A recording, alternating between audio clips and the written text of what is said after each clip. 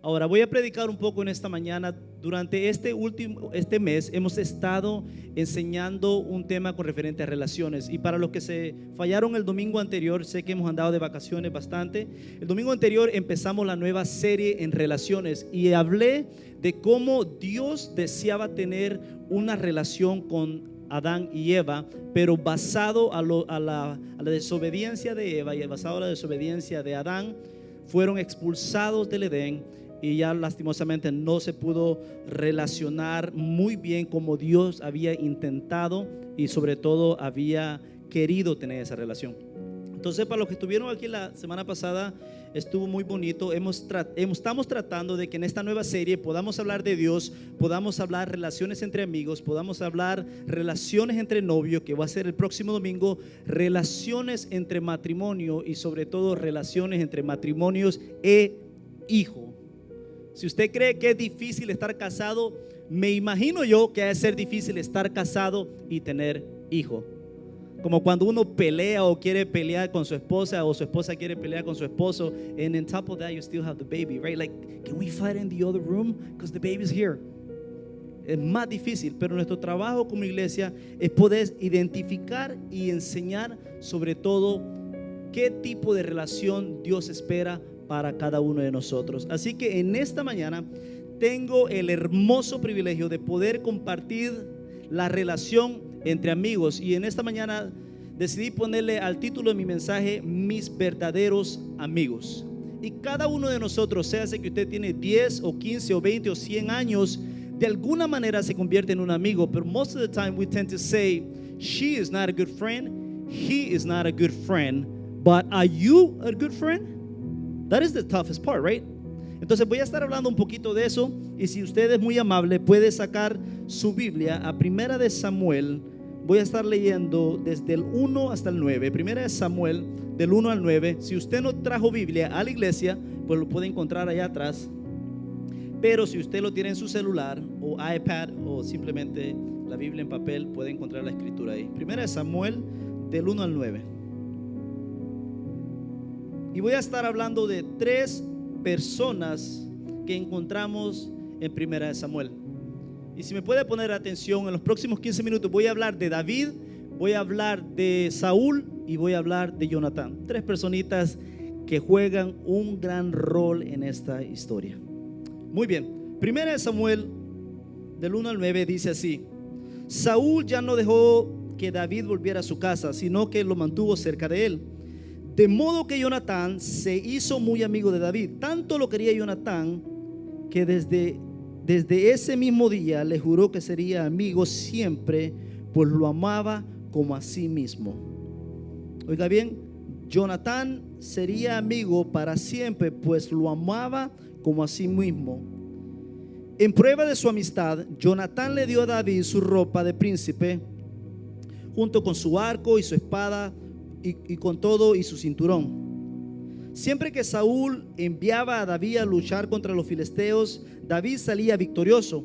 Por eso Saúl lo puso como jefe de sus soldados. Esto le gustó mucho a todos los del pueblo y también los otros jefes del ejército de Saúl. Saúl tiene envidia de David, dice el siguiente paso. Sin embargo, desde el día que David mató a Goliat, Saúl comenzó a tener mucha envidia de David. Y es cuando el ejército regresaba de la batalla, las mujeres salieron a recibir al rey, y en sus danzas y cantando decían: Saúl mató a 1000, pero David mató a 10,000. Esas hermanitas no se podían inventar otro cántico más que ese, ¿no?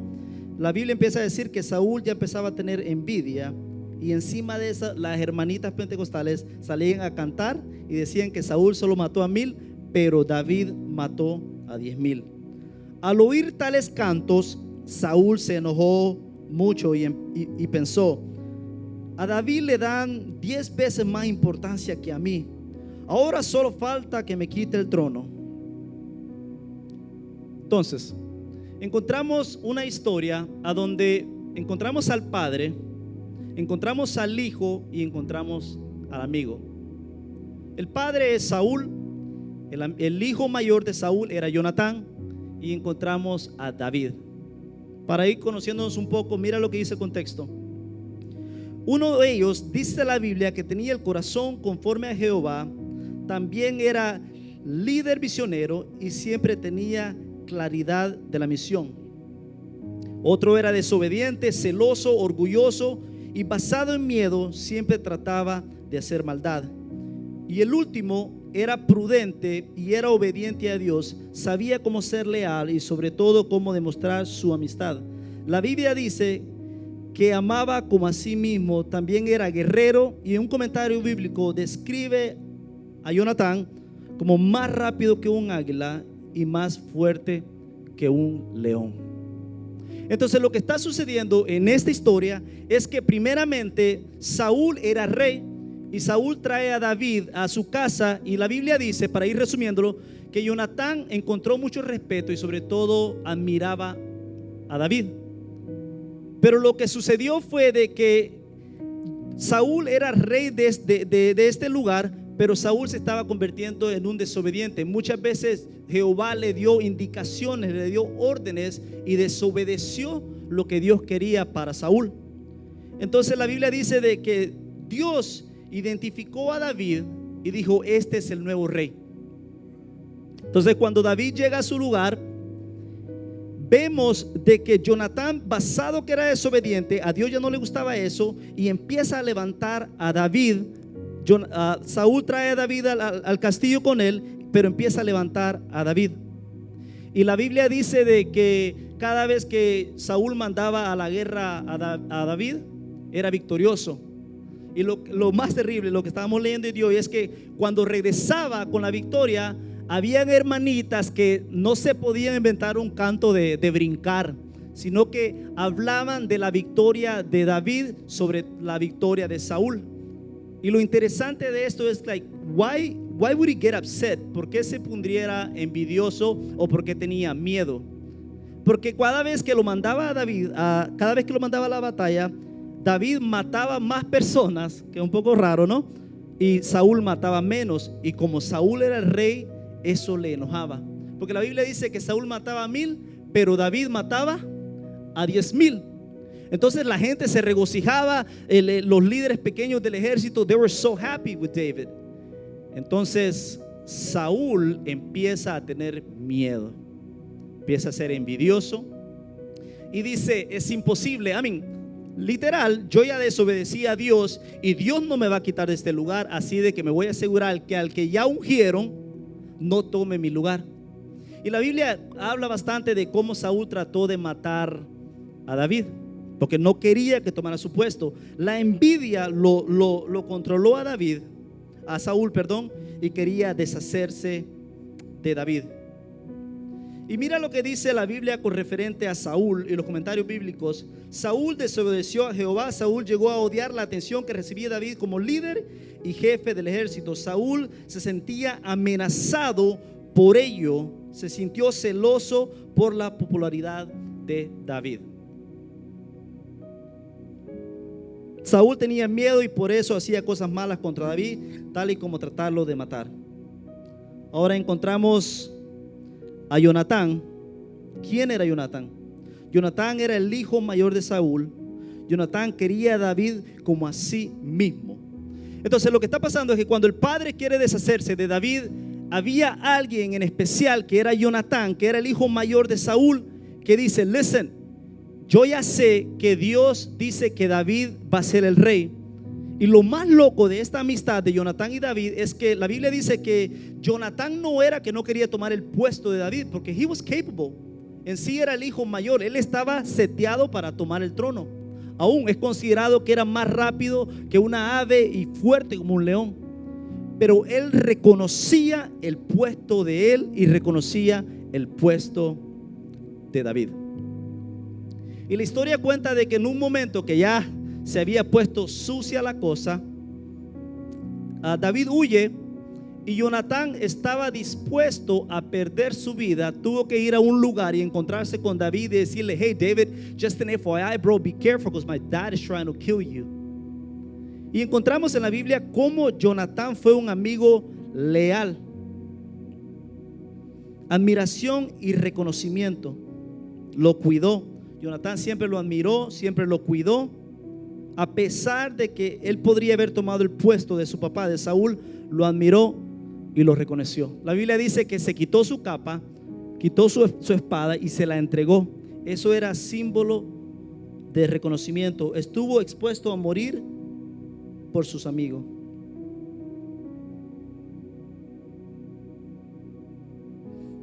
Entonces, esto es lo que está sucediendo en la historia.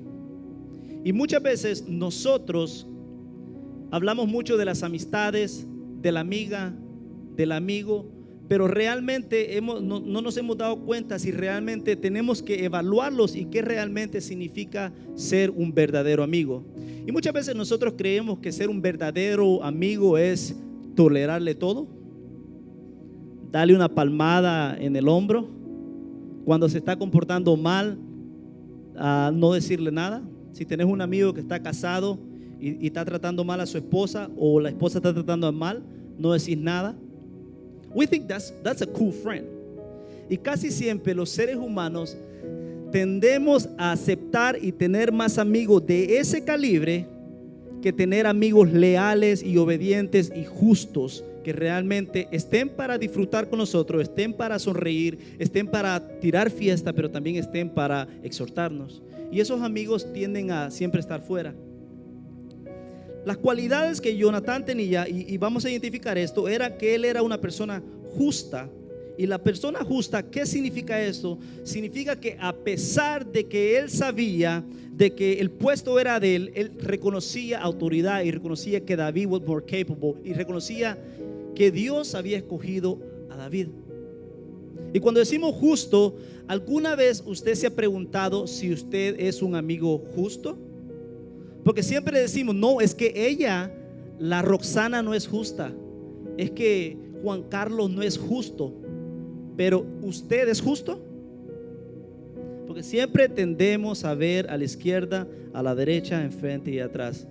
Pero ¿realmente eres un amigo justo? O a veces creas un drama, creas acciones negativas basado en un sentimiento. Such as, ahorita mi cuenta bancaria está bien. I love my friends. We're going party. El otro día no hay dinero en la cuenta. I hate everyone. Al contrario, ahorita no tengo tolerancia sobre Roxana. ¿Usted está siendo una persona justa o está siendo una persona que por lo generalmente, basado a cómo se siente, es como usted tiene una amistad? Usted es una persona que tiene el carácter fingido de que, a pesar de que son amigos, tiene la habilidad para decirle I love you, you're my friend, but you're so wrong right now. ¿Estás tan mal? Tenés que tener el carácter para hacer eso. Y encontramos que Jonatán era justo. Varias veces dicen los escritores que Jonatán confrontó al papá y le dijo, papi, estás mal. David es el siguiente rey y usted está mal. Tuvo que tener carácter para poder parársele al papá. Otras cualidades de las cuales tenía Jonatán era admiración y respeto. Y esta es una de las cosas muy delicadas, porque muchas veces nosotros podemos envidiar a un amigo tan fácil. Empezás, check this out, empezás siendo un buen amigo, right? 1, 2, 3 años, sos un gran amigo. Pero a veces hay uno de esos amigos que se esfuerza más para poder progresar en la vida y vos te atrasás y empieza un síntoma de envidia. Realísticamente, Saúl, eso es lo que le pasó. Saúl podría haber seguido siendo rey, pero desobedeció. Entonces Dios dice, you're out, bro. David is next. Pero fue basado en desobediencia. Pero la admiración y el respeto es algo que tenemos que aprender a tener. Me recuerdo una vez que hace poco conversé con Selvin y hablábamos de cómo un verdadero amigo tiene que aprender a celebrar los éxitos de otro amigo. Muchas veces el enemigo tiende a entrar a nuestros corazones y cuando alguien se gradúa, cuando alguien se casa, cuando alguien obtiene una casa, cuando alguien entra al ministerio, dos opciones tenés como un verdadero amigo: o te pones celoso y empezás a difamarlo y a criticarlo y a calumniarlo, o celebrás sus victorias, celebrás el matrimonio, celebrás la carrera que le ha costado, o simplemente psicológicamente empezás a buscar excusas, lo compartís con otro amigo que es más tóxico que uno y empezás a difamarlo. Entonces al final del día es like, where do we really stand? What type of friend are you? Y otra cualidad que Jonatán tenía, que dice la Biblia, es que Jonatán estaba dispuesto a morir por David. Porque cuando salía a anunciarle que su papá lo andaba buscando, que le quería dar muerte, él mismo podía haber sido expuesto a morir en ese lugar. Entonces, un verdadero amigo tiene que estar, la Biblia dice que no hay mayor amor que aquel que está dispuesto a dar su vida por un amigo. Ahora usted se puede decir, ¿am I a real friend? ¿O solo somos los amigos del sábado por la noche y salud y let's do the Instagram? Right? La Biblia dice que no hay mayor amigo que aquel que está dispuesto a dar su vida por otro. Mira qué tan loco es. Al final del día, ¿qué tipo de amigo somos? Para poder ser un buen amigo siempre hay que meditar y estudiar la palabra y compartiendo en Cristo. ¿Y qué significa eso? De que, mire, and I'm going to drop it a little bit more. Para poder ser un buen amigo es muy importante, y estos son los takeaways, es muy importante estudiar la palabra y sobre todo estudiar el comportamiento de Cristo. Porque usted no va a encontrar cómo ser un mejor amigo a través de una telenovela. Usted no va a encontrar cómo ser un buen amigo a través de los memes. Usted no va a encontrar cómo ser un buen amigo a través de la señora que trabaja con usted en la fábrica. Usted quiere saber cómo ser un buen amigo, estudie la palabra, vea el comportamiento de Cristo, porque Dios es nuestro Padre, nuestro Creador, pero también nos demuestra que Él era un buen amigo y lo hace a través de con su amigo Lázaro. Y las cualidades de un buen amigo es ser amoroso, tener empatía, empoderar, tener paciencia. Call him out, because otherwise if you're not calling out your friends, you're not a good friend. Es la verdad. Entonces Dios nos enseña el amor, Dios nos enseña a tener empatía, Dios nos enseña a respetar, Dios nos enseña a empoderar y Dios nos enseña a exhortar. Porque el problema de que pasa es que puedo empezar yo caminando a la par de Josué, y durante nuestra jornada que estamos en la tierra hay un buen chance de que cada uno de nosotros podamos quedarnos atrás porque fuimos empoderados o psicológicamente perdimos el hilo y ahora tenemos mucha contaminación psicológica y entró por la mente y ahora está en nuestro corazón. Pero es muy importante que ese amigo diga, hey, let's go, man, you got this. Por ahí dicen de que hay un chiste en El Salvador que es los borrachos que se van a tomar juntos. Un verdadero amigo es que ese borracho tenés que asegurarte que regrese a su casa. That's a true friend. Ahora, ¿te has preguntado cuántas veces vos le has dicho a tu amigo, sí vamos a ir de fiesta el sábado, pero tenemos que estar en la iglesia el domingo? Sí, te amo, tengo empatía, pero tengo que dejarte saber la verdad. Porque somos amigos y en algún momento somos niños y somos adolescentes y ahora vamos a ser adultos. Y lo que menos deseo es que cuando fuimos amigos y ahora que sos padre te sigas comportando como adolescente. Porque a veces es más fácil que escuches al amigo que escuches a tu mamá o a tu papá. Pero si uno dice, es que este es un amigo pero light, it's just a part-time friend. Like 2 years from now we're not going to even see each other. Y qué bonito es encontrar relaciones donde tienen 30 o 40 años de amistades. Pero lastimosamente, si tu amigo solo va a durar 2 años, asegúrate de dejar una semilla en ello. Porque todo el tiempo enfatizamos, es que ella no es una buena amiga, él no es un buen amigo. Pero ¿qué tipo de árbol tú realmente eres? ¿Qué tipo de árbol Marvin es para sus amigos? ¿Soy un árbol seco que está muerto, le cayó un rayo y todavía está parado ahí pero está completamente muerto? ¿O eres un árbol que da fruto y también da sombra? ¿Alguna vez ustedes han escuchado la frase que dice, a un buen árbol se ha arrimado? Y puede meditar, ¿qué tipo de árbol es usted o qué tipo de árbol soy yo? Porque lo que yo veo en Jonatán, que él era un árbol que era leal, que reconocía, cuidaba y estaba dispuesto a morir por su amigo. Entonces cuando yo me pregunto, ¿qué tipo de árbol soy yo? ¿Doy sombra? ¿Traigo vida? ¿Doy fruto? ¿O simplemente estoy seco y no tengo nada que dar? Y empezará a saber qué tipo de amigo es. Cuando la Biblia dice, ustedes son imagen y semejanza a mí, significa que la amistad, basado el domingo anterior, la amistad, la gente tiene que reflejar a Cristo a través de nosotros. Y muchas veces nosotros cometemos el error de ser cristianos, ir a la iglesia, pero no conectamos con Dios, y por eso muchas veces emocionalmente destruimos nuestras amistades. Ahora usted se ha preguntado cuántas de las amistades de las cuales ya no tienen, quizás no fueron causadas por esa persona, pero fueron causadas por usted, que se separaron porque andaba muy emocional, porque le dijeron, ya tenés 25, madurá, y eso lo ofendió, and you're out.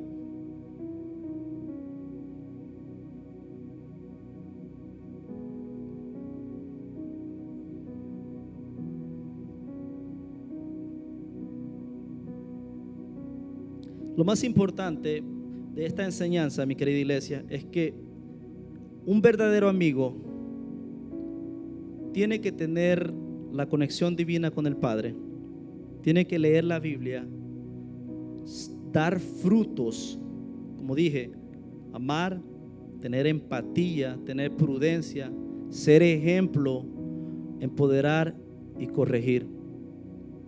Pero muchas veces todos nosotros tenemos un conflicto bien grande, que tenemos dos ojos que solo ven para enfrente. Pero es bien difícil tener el carácter para ver para adentro. Yo mismo, ahora gracias al Señor ya tengo 37 años, pero yo mismo he perdido amistades a donde yo fallé. Y quiero concluir con una historia que todavía me duele, que cuando tenía quizás unos 25 años, me recuerdo un día que yo tenía un amigo, él se llama Roberto, esperemos que todavía esté vivo. Y Roberto, yo entonces no tenía dinero, y Roberto siempre estaba dispuesto a hacer todo conmigo. Yo le decía que fuéramos a comer a un restaurante, de alguna manera Roberto encontraba dinero para que nos fuéramos al restaurante. Y me recuerdo que un día, no sé qué es lo que queríamos hacer algo divertido, y Roberto venía siguiendo mis pasos. Yo era baterista, Roberto se hizo baterista. Lo que yo hacía, él hacía. Yo me vestía de cierta manera, Roberto se vestía de cierta manera. Y un día queríamos salir a vacilar, ¿no?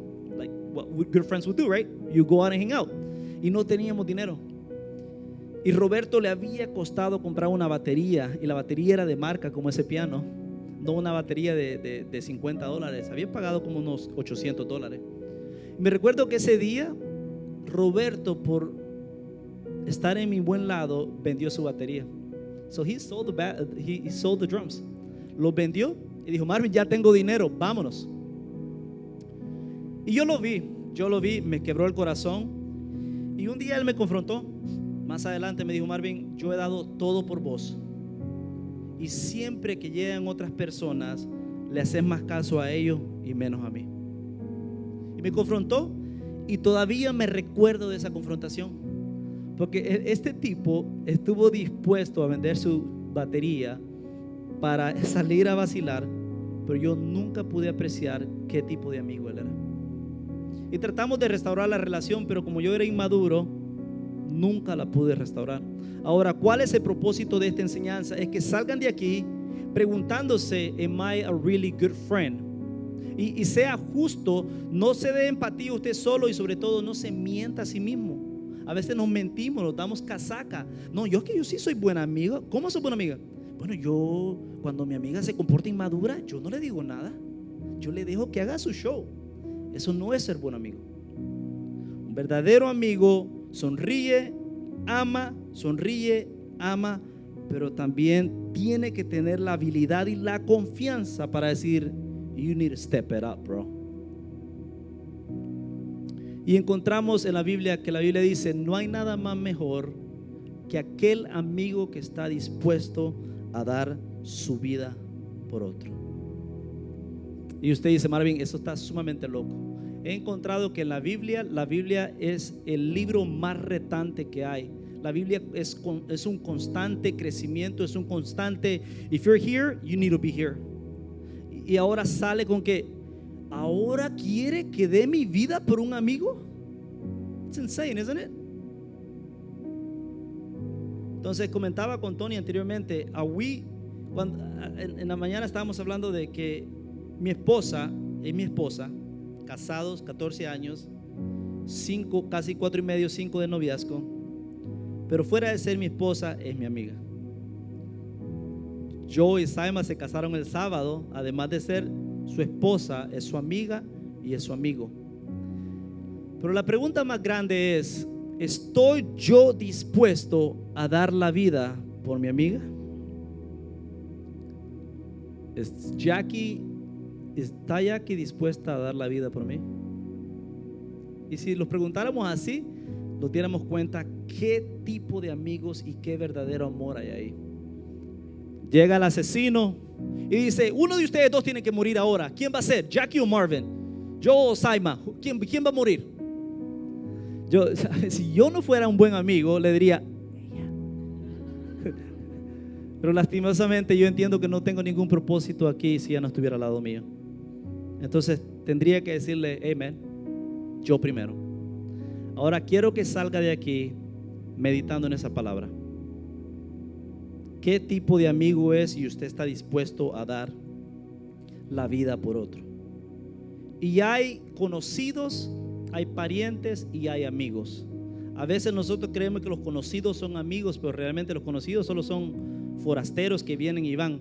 El verdadero amigo es aquel que sonríe, pero sobre todo cuando vos estás pasando por algo difícil también tiene la habilidad para decir, listen, no hay tiempo para fiesta, es tiempo para estar de luto, es tiempo para estar triste. Ese es un verdadero amigo. ¿Usted quiere saber a dónde está su amigo? Si no hay fiesta, si no hay dinero, si no hay ambiente y él todavía está ahí o ella todavía está ahí, ese es un buen amigo. ¿Usted quiere saber qué es un verdadero amigo? Cuando se ponga difícil la cosa, si esa persona todavía está ahí, ese es el verdadero amigo. Y eso va para nuestros amigos y eso va para nosotros. Si los amigos de nosotros pueden pasar sobre transiciones, igualmente David y Jonatán pasaron sobre una transición. Y la Biblia dice de que cuando murió Jonatán, David tenía tanto agradecimiento por el corazón de Jonatán, de que David terminó criando y llevando a cabo uno de los hijos de Jonatán. Y eso es lo más rico de esta vida, que mañana alguien de ustedes quizá ya no esté con nosotros, pero tu legado ha sido tan leal como amigo, que diga, she is not here anymore, but los niños tenemos que llevarlos para adelante. Pero si usted se desaparece de este mundo siendo un amigo pésimo, no va a suceder. Ahora, le invito a que se conecte a la palabra, le invito a que cambie su mente, le invito a que busque consejo. No busque consejo en una persona que no es buen amigo. Busque consejo. Si usted conoce de alguna relación que tienen 30 o 40 años de amistad, pregúntele, hey man, how do you guys, ¿cómo es que ustedes son amigos por 30 años? No le vaya a preguntar a la señora allá en la conveyor belt, en la fábrica. No vean la novela en María la del Mar. No. Busque a través de Dios y se encontrará de que un verdadero amigo va más allá de lo que ya somos. Y con esto finalizo.